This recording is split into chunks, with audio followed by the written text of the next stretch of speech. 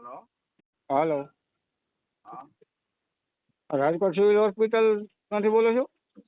કોણ? કમલેશ ડોડિયા બોલો છો ડોક્ટર? હા, બોલું છું. તમારો અવાજ સાહેબ ધીમો આવે છે.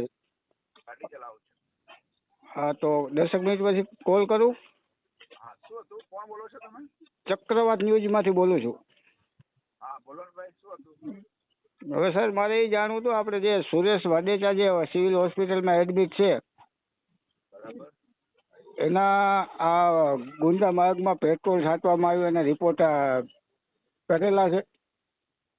હવે હું છે ને આંખનો સર્જન છું અને મીડિયા કોર્ડિનેટરની જવાબદારી છે. તમે મને કીધું એટલે હું પૂછી લઈશ ઓફિસમાં.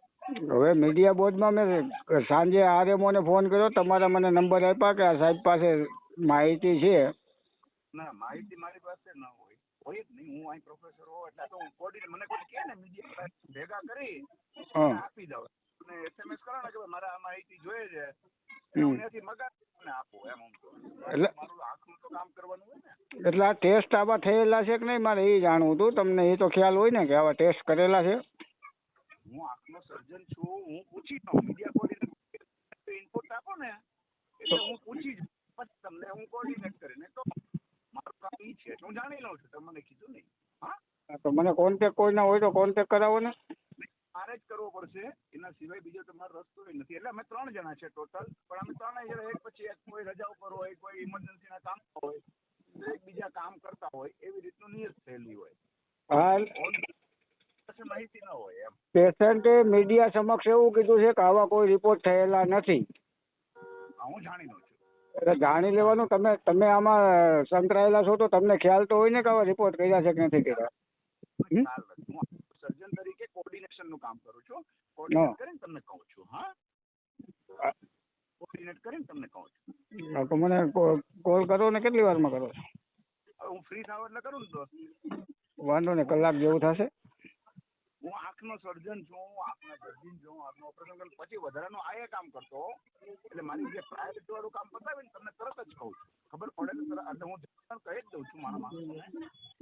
તમને કહું છું. હા, એટલે હું સર તમને એ કહું છું કેટલી કલાક 2 કલાક પછી જાણ કરશો એમ.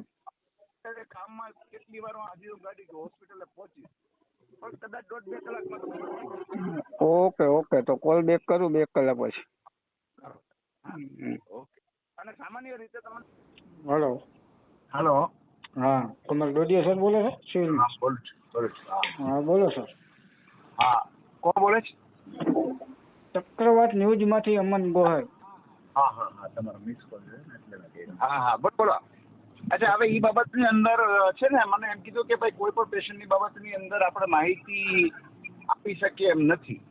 માહિતી મારે નથી જોતી. મારે ખાલી એ જાણવું છે કે પેશન્ટનો એવો વિડીયો વાયરલ છે કે સિવિલ હોસ્પિટલ દ્વારા મારા કોઈ પણ જાતના ટેસ્ટ લેવામાં આવેલ નથી અને સિવિલ હોસ્પિટલનો એવો રિપોર્ટ તમે આપો છો મીડિયાને કે એના ટેસ્ટમાં ગુદા માર્ગમાં પેટ્રોલ છાંટવામાં આવેલું નથી. તમે આવો રિપોર્ટ મીડિયા સમક્ષ હું કોર્ડિનેટર છું. અમે 3 જણા કોર્ડિનેટર છે. કોઈ એ મીડિયા કોર્ડિનેટર તરફથી એવો કોઈ પણ જાતનો રિપોર્ટ સિવિલ હોસ્પિટલ તરફથી મારી જાણમાં કોઈને આપેલો છે નહીં. અરે સર, ફોટા સહિત વાયરલ છે દરેક મીડિયામાં. કર્યો હોય બરાબર છે, પણ મીડિયા કોર્ડિનેટર તરીકે મને જેટલી માહિતી છે એ પ્રમાણે મારા પાસેથી કોઈ આપેલો નથી. હવે આવી ગયો વાત અલગ છે, એ વાત અલગ છે. મારે જાણવું છે એ કે આવી રીતના કોઈ પેશન્ટના તમે ટેસ્ટ કરેલા છે? ગુદા માર્ગમાં પેટ્રોલ નથી કે છે એવા ટેસ્ટ તમે કરેલા છે? હવે એ તમને હું જનરલ માહિતી આપી શકું કે બધી જ જાતની તપાસ વગર કઈ વસ્તુ લખાય નહીં કેસમાં. કેસમાં તપાસ થઈ હોય તો જ લખાણ, ન તપાસ થઈ હોય તો ન લખાણ હોય. એ જનરલ કોઈ પણ કેસ માટે આ લાગુ પડે. હવે અત્યારે મીડિયામાં દરેક મીડિયા વાળા એવું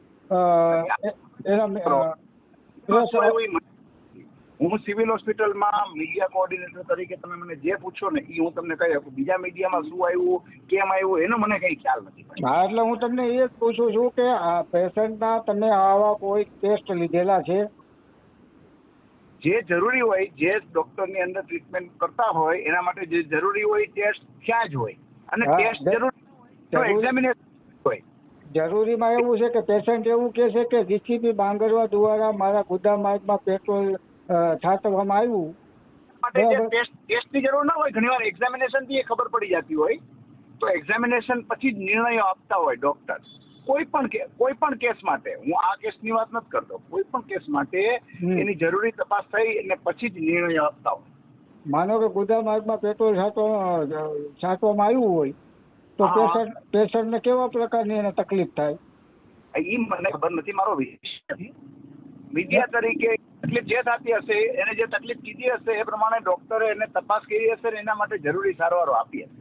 હા, એટલે પેશન્ટનું પ્રેસ આઉટ એવું છે દરેક મીડિયામાં કે એને મને ખ્યાલ નથી. હું જે બોલું છું એ જેટલું જ સત્ય છે ભાઈ, બીજું પ્રેસ મને ખ્યાલ નથી. હા, એટલે હું સર આપની પાસેથી એ જ જાણવા માંગુ છું કે પેશન્ટ એવું કહે છે કે મારા કોઈ પણ જાતના ટેસ્ટ સિવિલ હોસ્પિટલ દ્વારા લેવામાં આવ્યા નથી. સુપ્રિન્ટેન્ડન્ટ તરફથી જે અમને ઓફિશિયલી જે સાચું છે એ મેં તમને કીધું છે, એના સિવાયનું કોણે શું કીધું એની બાબતનો મને ખ્યાલ નથી. હા ભાઈ, એટલે પેશન્ટને તકલીફ હોય એ મુજબના ટેસ્ટ કરો કે